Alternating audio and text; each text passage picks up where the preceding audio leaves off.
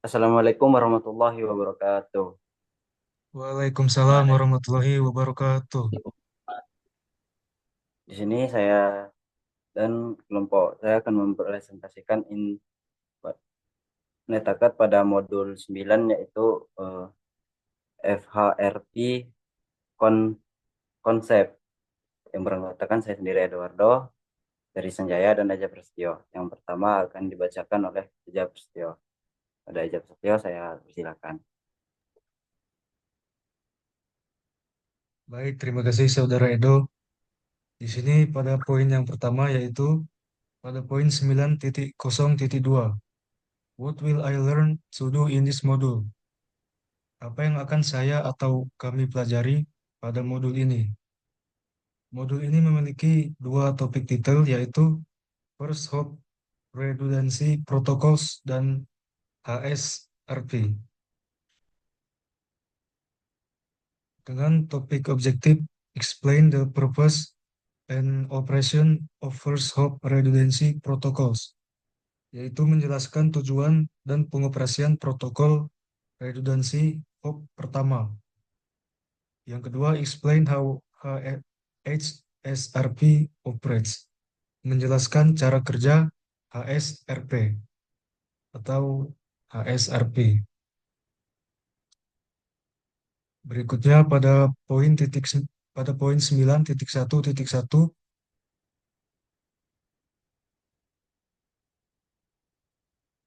yaitu default gateway limitation.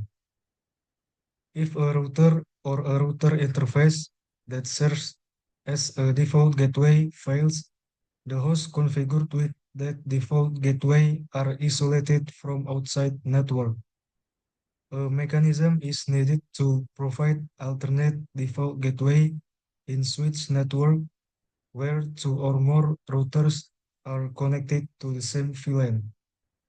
That mechanism is provided by First Hop Redundancy Protocol or FHRP. Jika router antar jika router atau antarmuka router yang berfungsi sebagai gateway default gagal, host yang dikonfigurasi dengan gateway default tersebut akan diisolasi dari jaringan luar. Diperlukan mekanisme untuk menyediakan gateway default alternatif dalam jaringan yang dialihkan tempat dua atau lebih router terhubung ke VLAN yang sama. Dalam jaringan yang dialihkan, setiap klien hanya menerima satu gateway default. Tidak ada cara untuk menggunakan gateway sekunder, meskipun ada jalur kedua untuk membawa paket dari segmen lokal. Pada gambar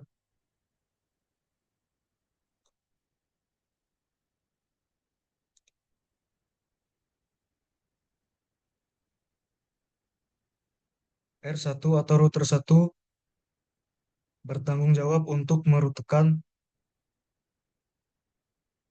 paket dari PC1 jika R1 tidak tersedia.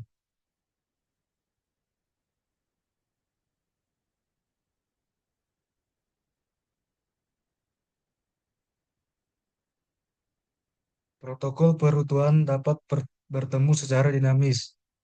R2 sekarang merutekan paket dari jaringan luar yang seharusnya melewati R1.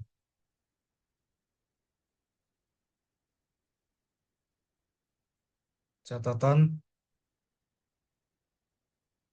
untuk tujuan pembahasan tentang redundansi router, tidak ada perbedaan fungsional antara switch layer 3 dan router pada layer distribusi. Dalam prakteknya, switch layer 3 umumnya bertindak sebagai gateway untuk setiap VLAN dalam jaringan yang dialihkan. Pembahasan ini berfokus pada fungsionalitas perutuan terlepas dari perangkat fisik yang digunakan.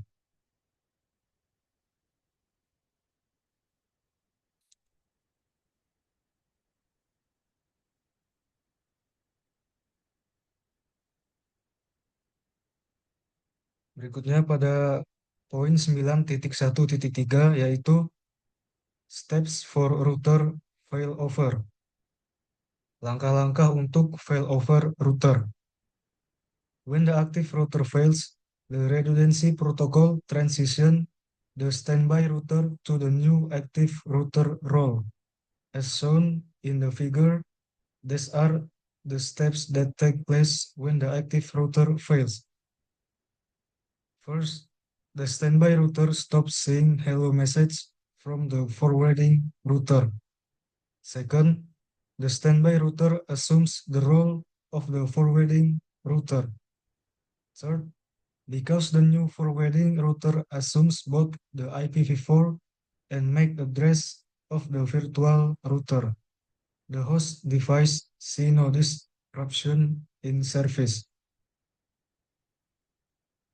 Ketika router aktif gagal, protokol redundansi akan mengubah router siaga ke peran router aktif yang baru, seperti yang ditunjukkan pada gambar.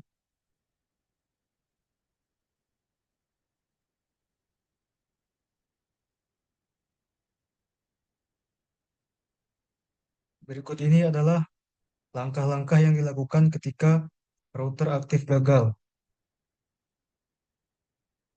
Yang pertama, router siaga berhenti melihat pesan halo dari router penerusan.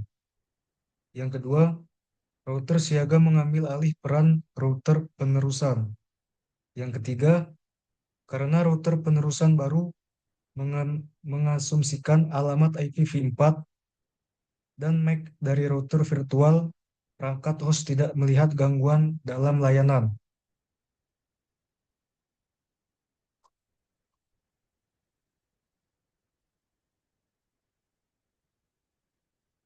Dan untuk selanjutnya akan dilanjutkan oleh Ferry Sanjaya. Untuk Ferry Sanjaya, dipersilahkan. Oh, di 1.4 masih ya. Selanjutnya saya lanjutkan di 9.1.4 tentang FHRP option atau opsi dari FHRP. The FHRP used in a production environment largely depends on the equipment and needs of the network. The table lists all the options available for FHRPS.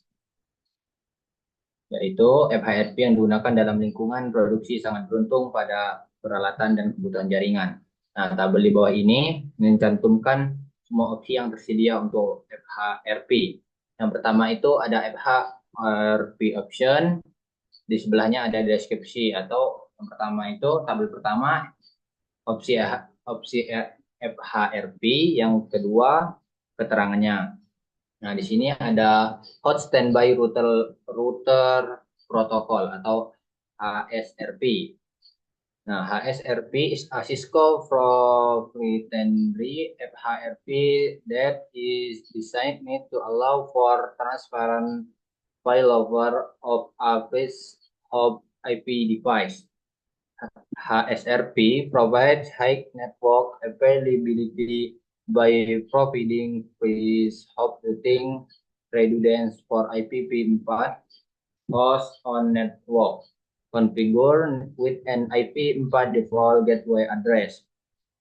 Maksudnya adalah HSRP adalah FHRP milik Cisco yang dirancang untuk memungkinkan failover transparan pada perangkat IP4.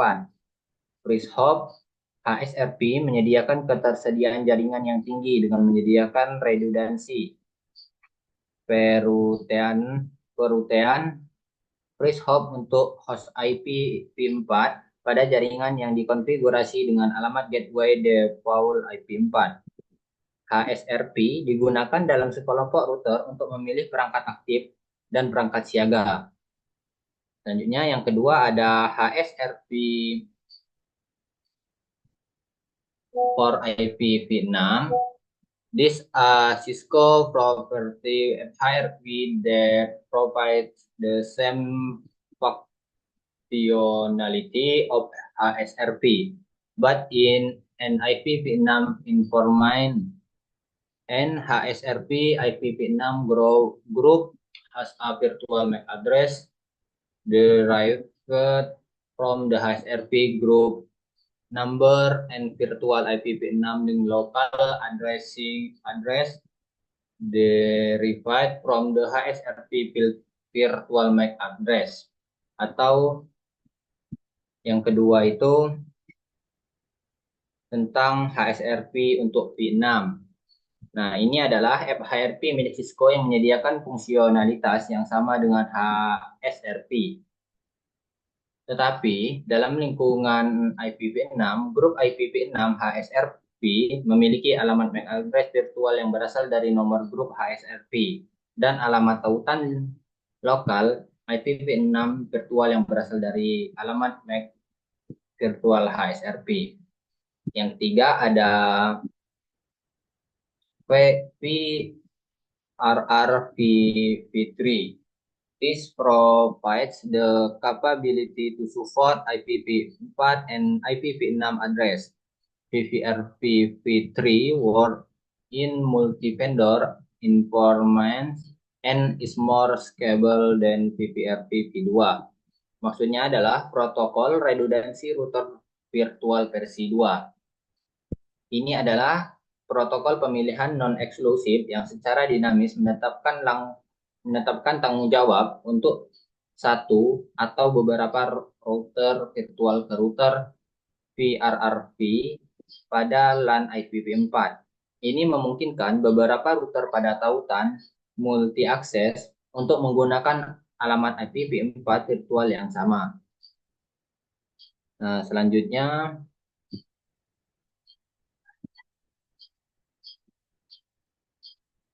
ada Gateway Load Balancing Protocol atau GLBP. This is a Cisco proprietary HRP that brought data traffic from a pilot router or circuit, like HRP and VRRP, while also allowing load balancing, also called load sharing between a group of redundant routers, atau protokol penyimbangan beban gerbang atau GLBP. Ini adalah HRP milik Cisco juga yang melindungi lalu lintas data dari router atau sirkuit yang gagal. Seperti HSRP dan VRRP sekaligus memungkinkan penyeimbangan beban, juga disebut pembagian beban antara sekelompok router yang redundant. Selanjutnya ada GLBP for IPv6 atau GLBP untuk IPv6. Nah, ini adalah HRP milik Cisco yang menyediakan fungsionalitas yang sama dengan GLBP, tetapi dalam lingkungan IPv6, GLBP untuk IPv6 menyediakan pencadangan router otomatis untuk host IPv6 yang dikonfigurasi dengan satu gateway default pada LAN. Beberapa router FreeShop pada LAN bergabung untuk menawarkan satu router IPv6 host FreeShop sekaligus berbagai beban penerusan paket IPv6. Selanjutnya ada ICMP Router Discovery Protocol atau IRDP. Maksudnya adalah protokol penemuan router ICMP atau IRDP. Ditetapkan dalam RPC 1256, IRDP adalah solusi HRP lama. IRDP memungkinkan host IPv4 untuk menemukan router yang menyediakan konektivitas IPv4 ke jaringan IP atau non-lokal lainnya. Selanjutnya ada di titik 9.2.1.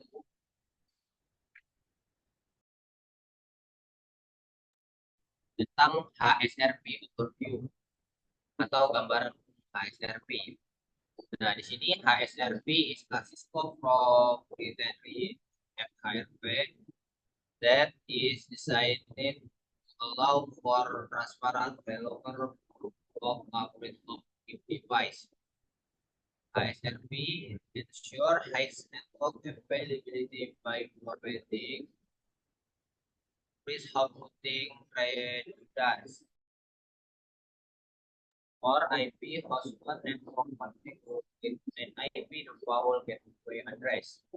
HSRP used in a group of router for selecting an active device and standby device. In a group of device interface, the active device is the device that is used for routing packets. The standby device is the device that takes over when the active device fails, or when we visit conditional environment. Maksudnya adalah HSRP adalah HRP milik Cisco yang dirancang untuk memungkinkan failover transparan pada perangkat IP home pertama. HSRP memastikan ketersediaan jaringan yang tinggi dengan menyediakan redundansi perutian home pertama untuk host IP pada jaringan yang dikonfigurasi dengan alamat gerbang default IP. HSRP digunakan dalam sekelompok router untuk memilih perangkat aktif dan perangkat siaga. Dikonfigurasi dengan alamat dalam sekelompok antarmuka perangkat. Perangkat aktif adalah perangkat yang digunakan untuk merutekan paket. Perangkat siaga adalah perangkat yang mengambil alih saat perangkat aktif gagal atau saat kondisi yang telah ditetapkan terpenuhi. Selanjutnya akan dijelaskan oleh Eduardo.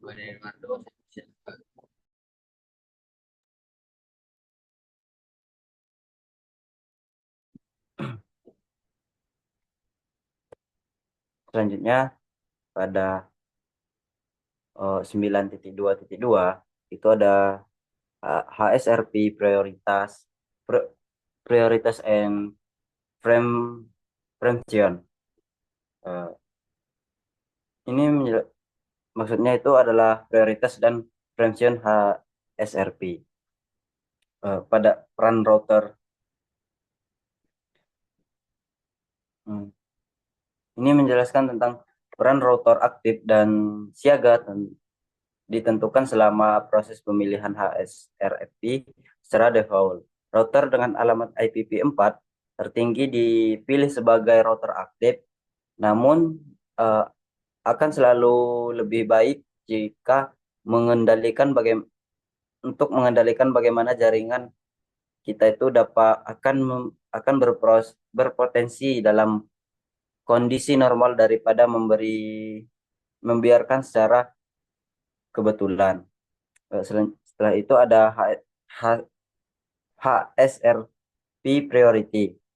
Ini adalah prioritas HSRP dapat digunakan untuk menentukan router yang aktif.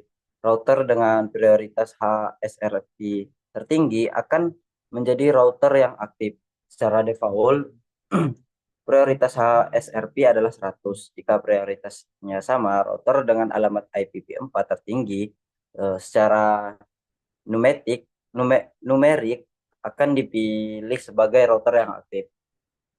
Nah, untuk mengkonfigurasi router agar menjadi router aktif itu menggunakan perintah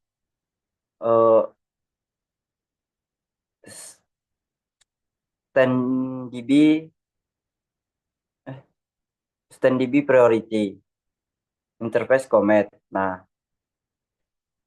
ini rentang prioritas HSRP adalah 0 hingga 225. Setelah itu adalah HSRP preemption atau pendahuluan HSRP. Nah, secara default, setelan sebuah router menjadi router aktif, router tersebut akan tetap menjadi router aktif bahkan jika ada router lain yang online dengan prioritas HSRP yang lebih tinggi. Nah, untuk memaksa proses pemeliharaan HSRP baru berlangsung saat router dengan prioritas lebih tinggi online. Preemption harus diaktifkan menggunakan perintah standDB preemption interface. Nah, preemption adalah kemampuan router HSRP untuk memicu proses pemilihan ulang dengan preemption yang diaktifkan. Nah, router yang yang online dengan prioritas HSRP lebih tinggi akan mengambil alih peran router aktif. Permission hanya memungkinkan router menjadi router aktif jika memiliki prioritas yang lebih tinggi. Router yang diaktifkan untuk permission dengan prioritas yang sama tetapi alamat IPv4 yang lebih tinggi.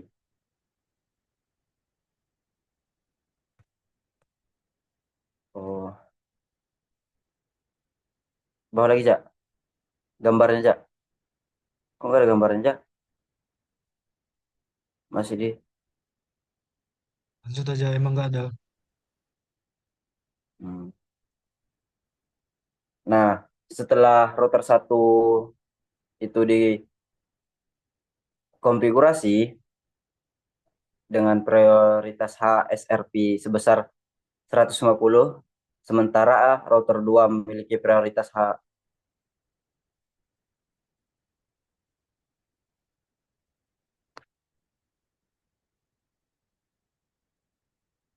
sementara router 2 itu memiliki prioritas HSRP default sebesar 100.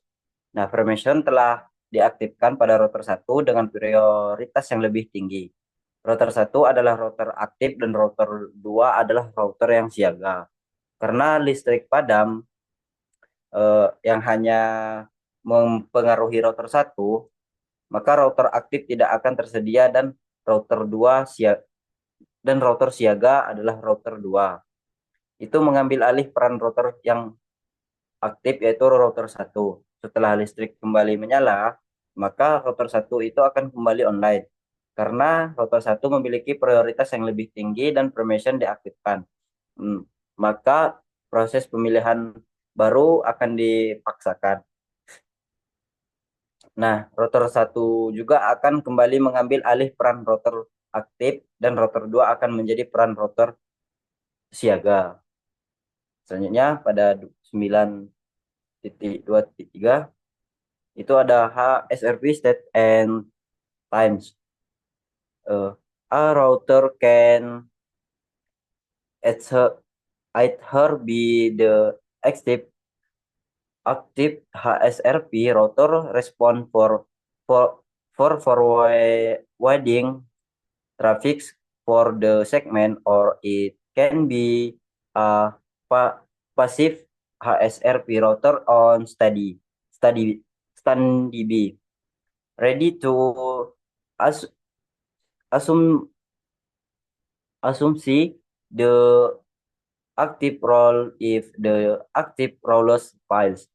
When an interface is configure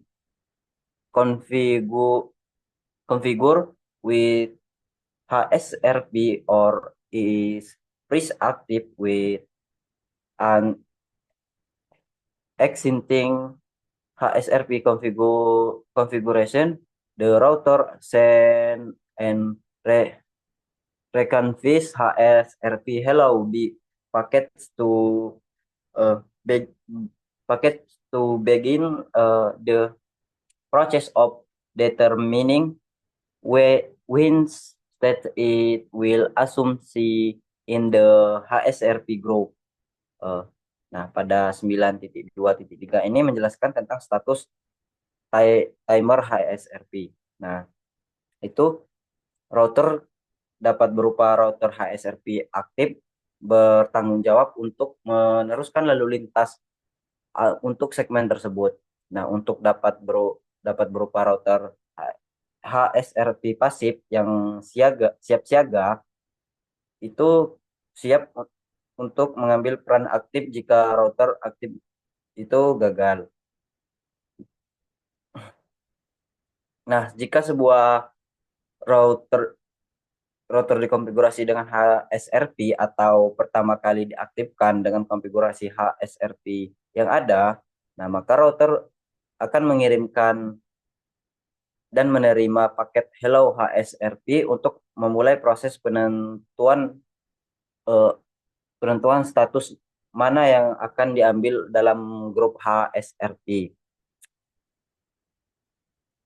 Nah, selanjutnya pada kolom itu ada HSRP state dan description.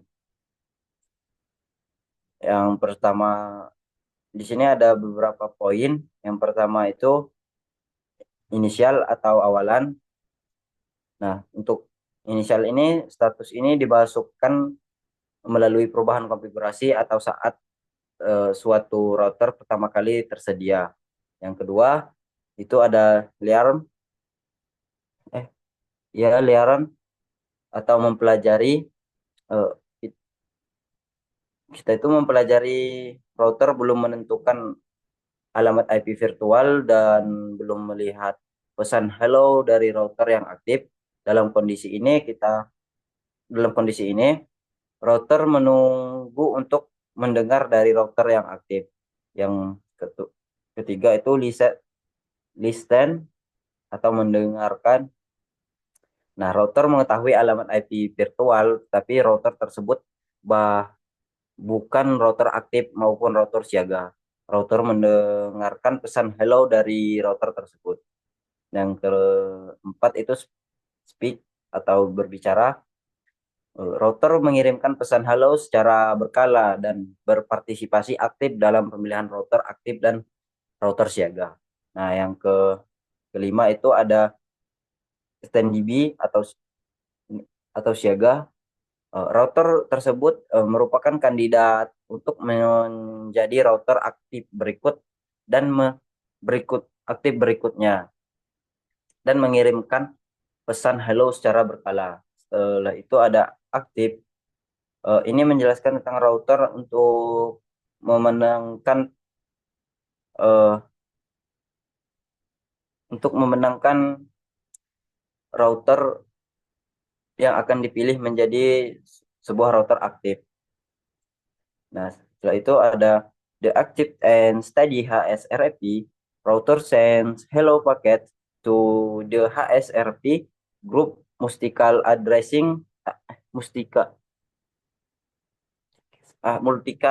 address every 3 seconds by default. The the SteadyB router will become active if it not does not re, receive a message hello message from the active router after 10 second. You can lower test time setting to speed up the file file for or file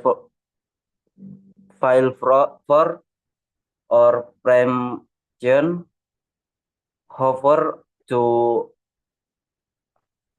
avoid interface CPU usage and unique STDB state change. Do not set the hello team vowel 1 second or the whole time vowel 4 second.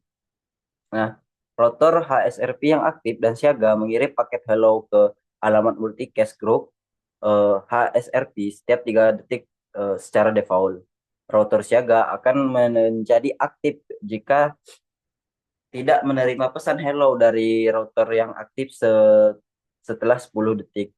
Nah, kita itu dapat menurunkan pengaturan timer atau waktu ini dengan tujuan untuk mempercepat failover atau permission.